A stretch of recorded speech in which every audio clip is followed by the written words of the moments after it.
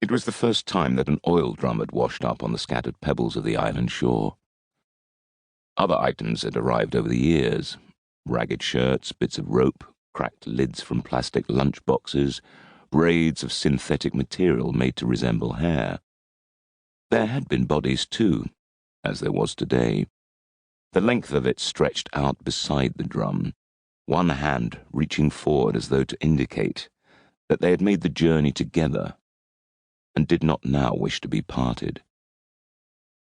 Samuel saw the drum first, through one of the small windows as he made his way down the inside of the lighthouse tower that morning. He had to walk with care. The stone steps were ancient, worn smooth, their valleyed centers ready to trip him up. He had inserted metal handholds into those places where the cement had allowed, but the rest of the descent was done with arms outstretched, fingers brushing the rough sides in support. The drum was plastic, the blue of workers' overalls, and remained in sight, bobbing in the flow, during his hastening to the shore. The body he saw only once he arrived. He sidestepped it, walking a tight circle around the drum. It was fat as a president, without any visible cracks or punctures. He lifted it carefully. It was empty. The seal had held, yet despite being light, the thing was unwieldy. It would not be possible with his gnarled hands to grip that smooth surface and carry it across the jagged pebbles, over the boulders, and then up along the sandy track through scrub and grasses, to the headland where the cottage sat alongside the tower. Perhaps, if he fetched a rope and tied the drum to his back, he could avoid using the ancient wooden barrow, with its wheel that splintered and caught on the craggy beach, often overturning as a result of its own weight.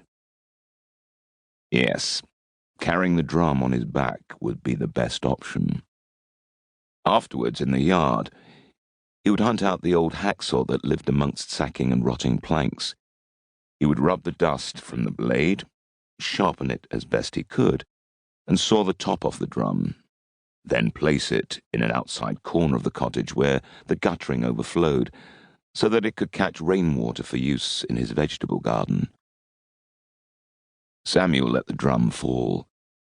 It lurched on the uneven surface, thudding against the arm of the corpse. He had forgotten about that. He sighed. All day it would take him to dispose of the body. All day. First moving it, then the burial, which was impossible anyway on the rocky island with its thin layer of sand. The only option was to cover it with stones, as he had done with others in the past. Yet it was such a large body. Not in breadth, but in its length. Twice as long as the drum, as though the swell and ebb of the sea had mangled it into this unnatural, elongated form. The arms were strong, disproportionate to the naked torso's knuckled spine and sharp ribs.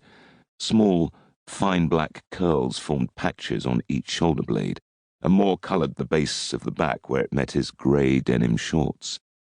The same curls, too small for a man of his size, grew on his legs and toes, across his forearms and between the joins of his fingers. They unsettled Samuel.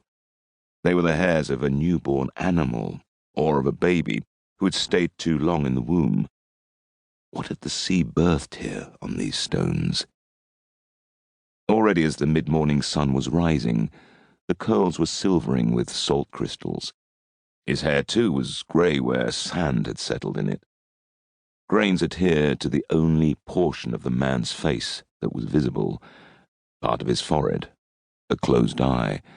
The rest of the face was pressed into his shoulder. Samuel tutted.